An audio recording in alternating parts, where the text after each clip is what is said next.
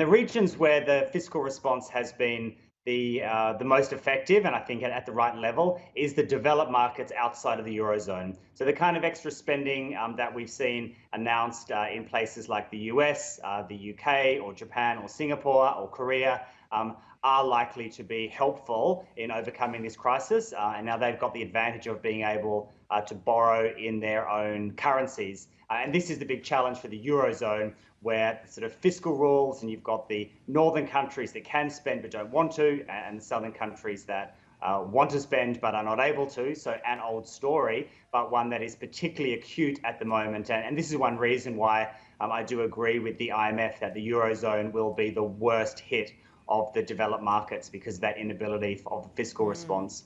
When we look at emerging markets, there is a big challenge. A lot of emerging markets are reliant on international investors and international financial flows to get the funding to run a budget deficit. They find it harder to borrow in local currency, although there are a few exceptions. And at the moment, with this big turn to risk aversion in international markets, even though there may be some emerging world governments that would like to spend more, they're not going to be able to get the funding. And in a place like Latin America, I do expect that's going to be one of the worst hit regions, and partly because it is reliant on this international funding for its budget deficits because domestic savings are just not sufficient. And Brazil in particular was relying on a big increase in FDI this year to fulfill its economic projections. And so with that international capital being a bit more fearful of taking on risk, Latin America is certainly going to suffer, but it's going to make it harder for governments in the emerging world to give the stimulus they need.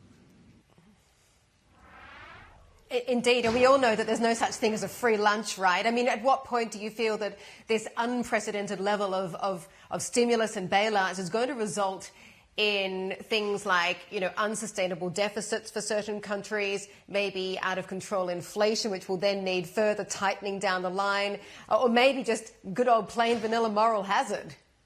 Right. I'm not so worried about moral hazard, just because there's sort of a clear external kind of push for this current crisis and an explanation for the spending, which sort of comes from outside of governments, which is the kind of biology of the virus.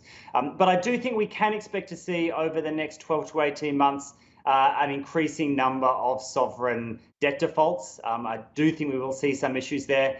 Possibly we could see a Eurozone crisis come back with countries like Greece or Italy. Again, likely to be at the centre of that.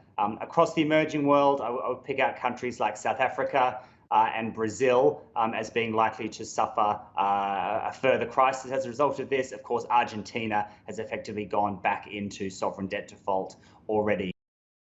Hey everybody, it's Hadley Gamble from our new CNBC Middle East Bureau in Abu Dhabi. Thanks for stopping by. Now to watch more, you can try one of the videos that just popped up on your screen. And don't forget to subscribe.